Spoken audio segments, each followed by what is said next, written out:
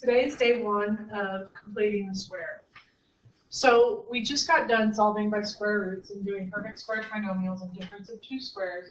So the first thing we're going to look at is kind of a review of using that factoring, those perfect squares and everything to then complete the square. So the first question, draw a square on your paper, label the side length x plus 3, so draw a square, label the side length x plus 3. And what do we know to be true about a square?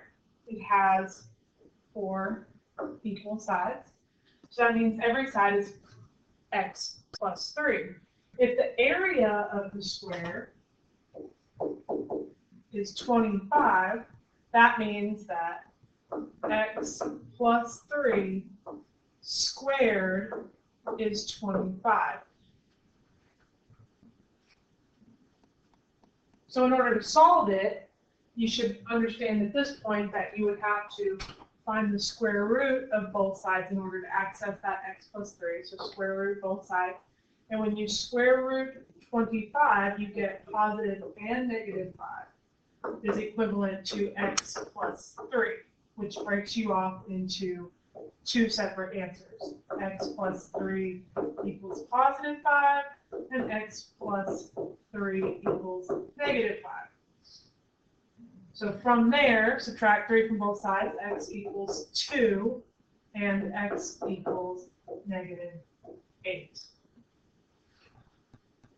So in your own words, explain how you solve the situation. Take a second on your own, pause the video, and answer these two questions.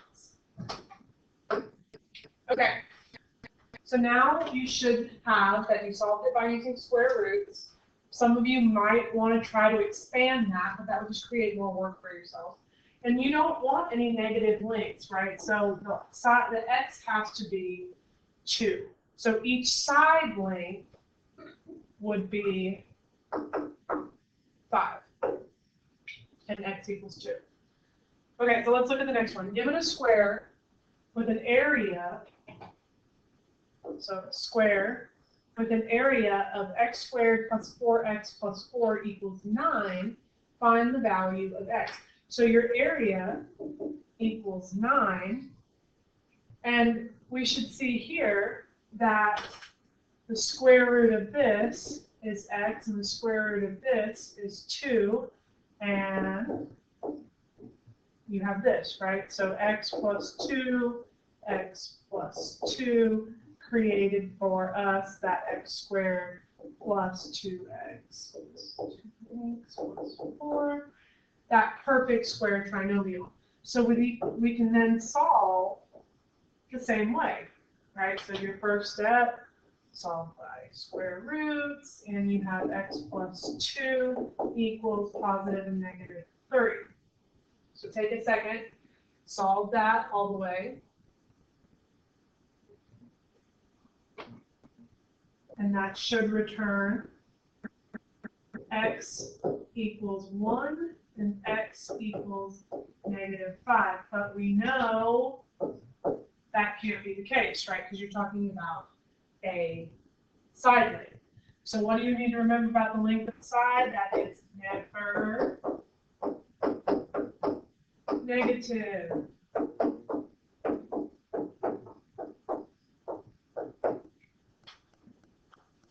Okay, so now let's move on. We'll complete with algebra tiles.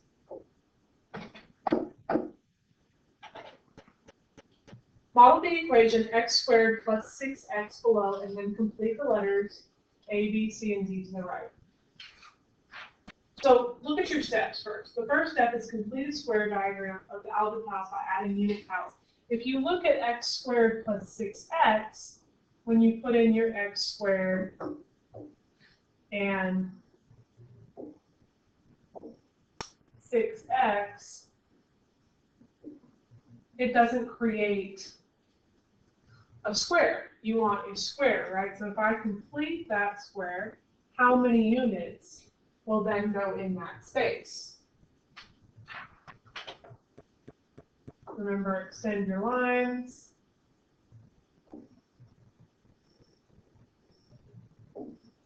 So you should have 9 units added.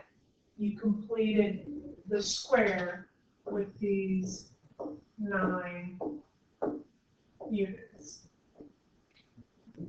So write the trinomial that represents the area shown by the algebra tiles. You should have x squared plus 6x. Remember, that's what we started with, and then we added 9 to complete the square. So then the length of each side, if you go back, you should have x plus 3 and x plus 3, which is x plus 3 squared. Okay, let's flip to the back. Go ahead and add a tile to each side of this. So the expression represented in the diagram, see, we're missing this space. So right now, all we have, x squared, and then you have 4x here and 4x here. So x squared plus 8x. Complete the square by drawing unit tiles. So go ahead and pause the video. Based on what we just did, complete B through D on your own. And we'll get back together and check in just a second. Okay, so let's go ahead and check.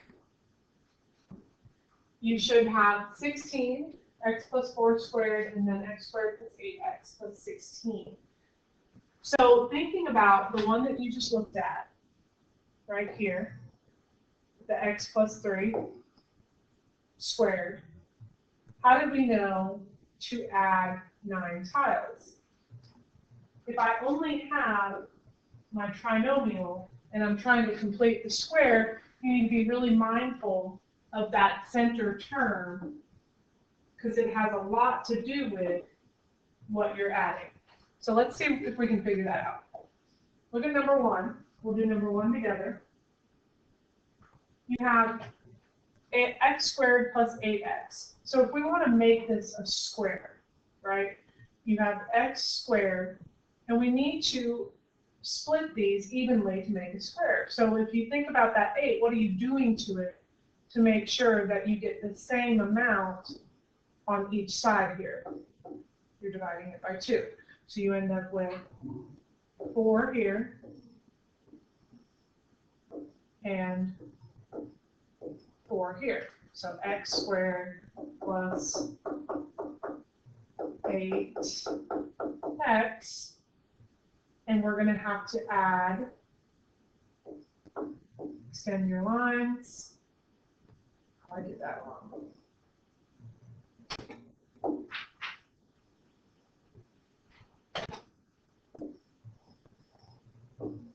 My fault. There we go. That looks better than this. Okay, so we have to add 16, just like we did in the previous problem.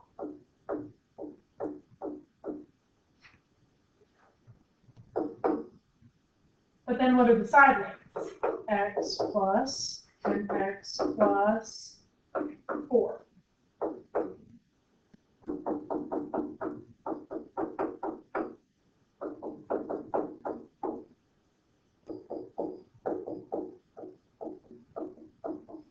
Which makes sense, right? Because last week, or the other day, we started here and we're trying to go here. So now you're basically starting with part of it and you're trying to make it a perfect square trinomial.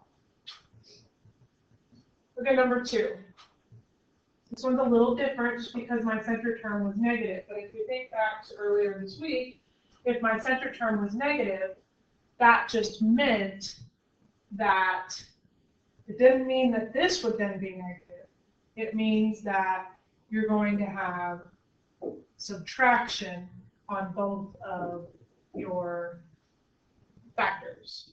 So go ahead and add that in. So if we have -6 and we want to split those -6's evenly and we divide it by 2, we should have x squared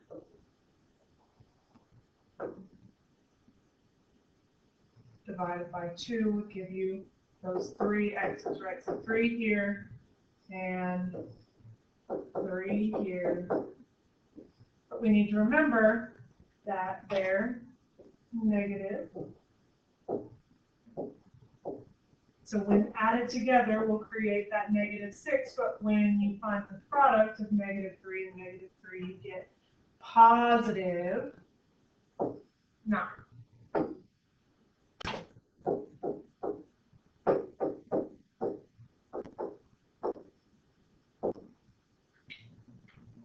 So then what are my factors? X minus 3, x minus 3, and x minus 3 squared. Looking at some of the quizzes that you took yesterday, just be sure that this value is not a value that's receiving a negative. You always want those to be positive. I saw a lot of switching around, and that's a no-no. That's like this being negative, right? You don't want your a to be negative. You don't want the first term of your factors to be negative. Okay, so that leaves us with number 3. Number 3 says x squared plus 3x, but based on the problems that we've just done, that b value has always been positive. So when I go to find out how I can split 3 evenly, you're going to end up with kind of a nasty number, right? So if I have 3 halves on both sides, or 1.5, so you've got 1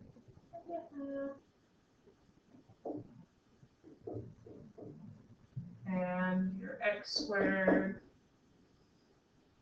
and then 1/2 and 1. So this number right here is not going to be very friendly either. But if we think to these, right, if you go back to number 2 and number 3, what went in your factors? What's this sideways? We had x plus 1.5 and x plus 1.5, and then looking back over to 2 and 3, that number is squared to create this one. So if we take 1.5 squared, that will give me the 2.25 that I need here.